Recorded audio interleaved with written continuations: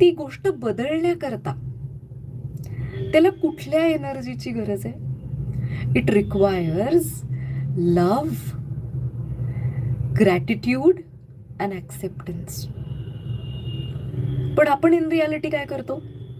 एखादी गोष्ट घडत नाहीये, एखादी व्यक्ती आपल्याला पाहिजे तशी वागत नाहीये, तर आपल्या आतमध्ये त्याच्याबद्दल करुणा निर्माण होण्याऐवजी तिरस्कार निर्माण होतो, राग निर्माण होतो, फ्रस्ट्रेशन निर्माण होतं, असह्य अवस्थेमध्ये अडकतो आपण.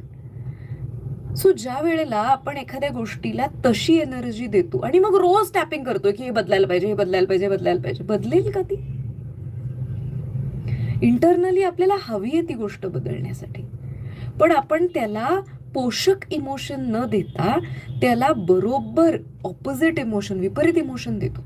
Exactly opposite. काय घडणार? ती गोष्ट सुधारेल